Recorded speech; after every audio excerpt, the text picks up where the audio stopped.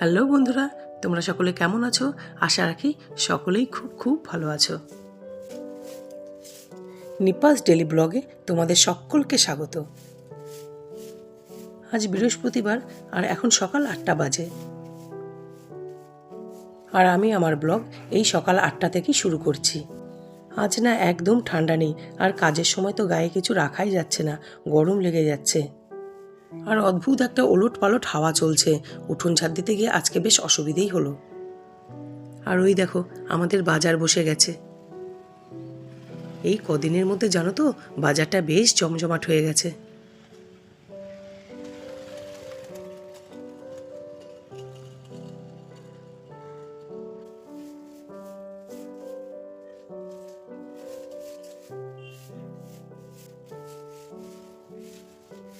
উঠোনটা কি সুন্দর পরিষ্কার হয়ে গেছে দেখো, তবে গাছগুলোর অবস্থা না খুব করুণ, ধুলোতে পুরো লাল হয়ে গেছে।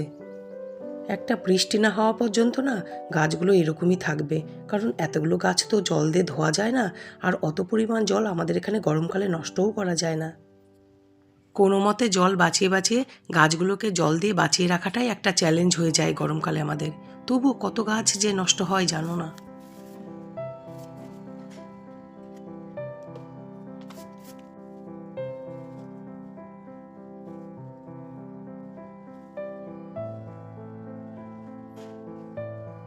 আমার উঠোন ঝাড় দেওয়া কমপ্লিট হয়ে গেল। এবারে জামা কাপড়গুলো আগে কেচে নিই। আগে শাশুড়ি মায়ের জামা কাপড়গুলো কেচে নিই, তারপর আমাদেরগুলো ভিজিয়ে দেবো, ওগুলো চুমকি কেচে দেবে।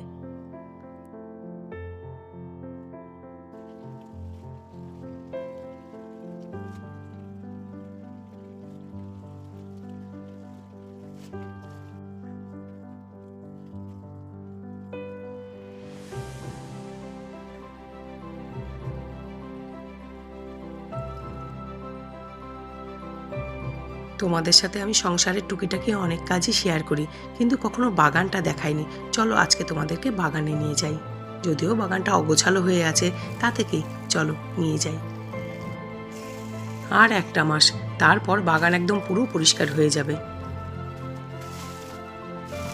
এই গাছটা বেলফুল গাছ। এখানে 2 রকম বেলফুল ফোটে, একদম বড় বড়, সেই ছোট ছোট গোলাপ ফোটে না, একদম ওই রকম সাইজের। এখন তো গরম পড়বে আস্তে আস্তে, ফুটুক তোমাদের দেখাবো।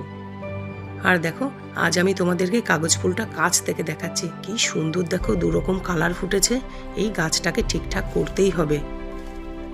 এটা জুঁই ফুল গাছ। এই গরমকালে এই গাছটাতে ফুলে ফুলে পুরো ভরে থাকে, আর তখন না গোটা বাগান একটা মিষ্টি গন্ধে ভরে থাকে।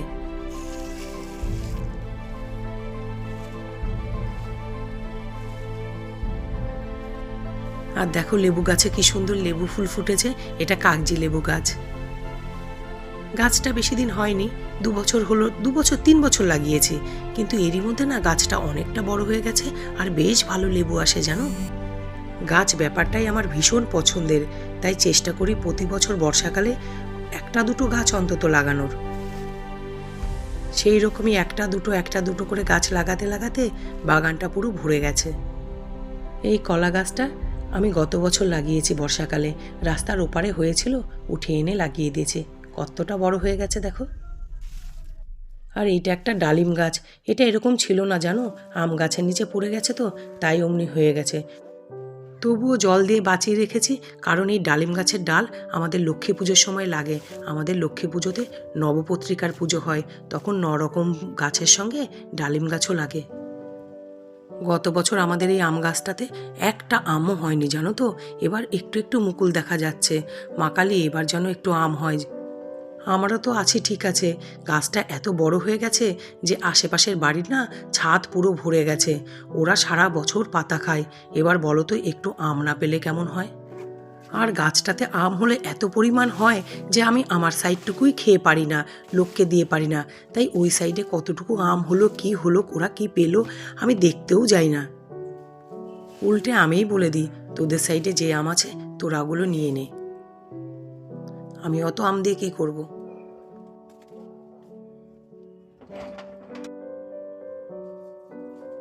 গতকাল লেপটার তো ওয়ার খুলে রেখেছিলাম, আজকে রোদে দিয়ে দিলাম। বিকেলবেলা উঠিয়ে দেবো লেপটা, লেপের আর দরকার নেই। আর দেখো কত রোদ উঠে গেছে। ছাদে উঠলে বোঝা যাচ্ছে রোদের তাপটাও বেশ আছে। গতকালের আধ শুকনো জামা কাপড়গুলো আজকে শুকিয়ে গেছে, এগুলোকে এবারে নিচে নিয়ে যাই। এই তিনতলাটা হয়ে না আমার এই একটি সুবিধা হয়েছে, ঘরের মধ্যে জামা কাপড় মেলতে হয় না। এই তিনতলাতে আমি আধ শুকনো জামা কাপড় সব মেলে দিই।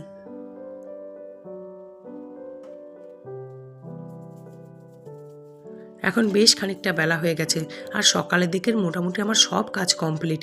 এবারে একটু কিছু খেয়ে নিই।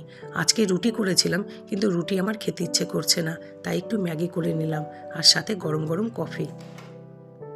তবে কফিটা অত বড় কাপের 1 কাপ হলে কি হবে, এর মধ্যে কিন্তু কফি বেশি নেই, খুব সামান্য, দুধই বলতে পারো।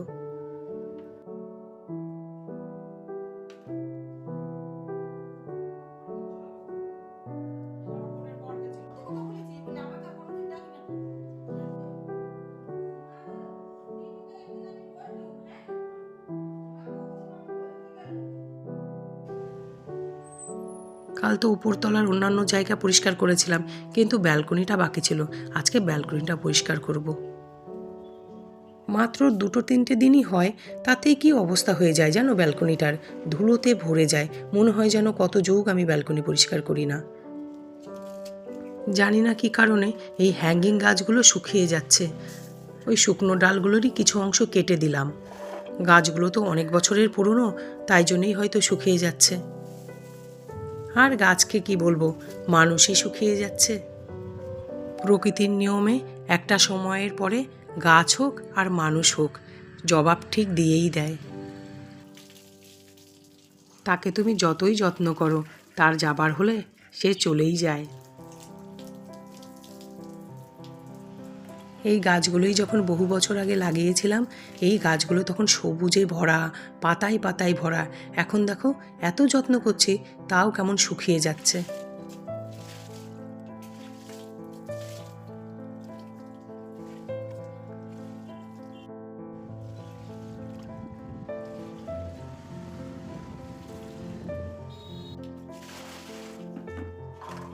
এবারে বর্ষাকাল এলে এই হ্যাঙ্গিং টবগুলোর মাটিগুলোকে চেঞ্জ করব। তারপর গাছগুলোকে আবার নতুনভাবে বসাবো, কিংবা কয়েকটা গাছ কিনে নিয়ে আসবো। অনেক বছর ধরে না, অনেক বছর কি বলবো, সেই লাগানো থেকে এই গাছগুলো একই মাটিতে একইভাবে আছে।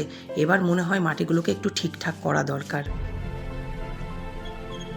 সকালের পর থেকে কোনো কারণবশত আমি আর ভিডিও শ্যুট করতে পারিনি। আর এখন বিকেল 5টা বাজে, আমি যাচ্ছি আমার কাকা শ্বশুর বাড়ি কল্যাণ গ্রামে।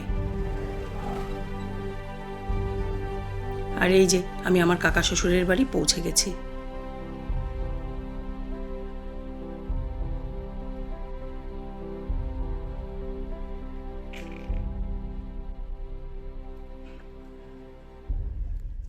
আমাদের কাজ কমপ্লিট হয়ে গেছে, এখন বাড়ি ফিরছি। আমি এসেছিলাম নরকুটিদার টোটোতে, আর যাচ্ছি এখন বরের সাথে।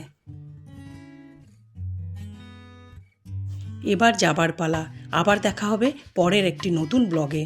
ভালো থাকবে, সুস্থ থাকবে, আর সব সময় হাসি খুশি থাকবে। বাই।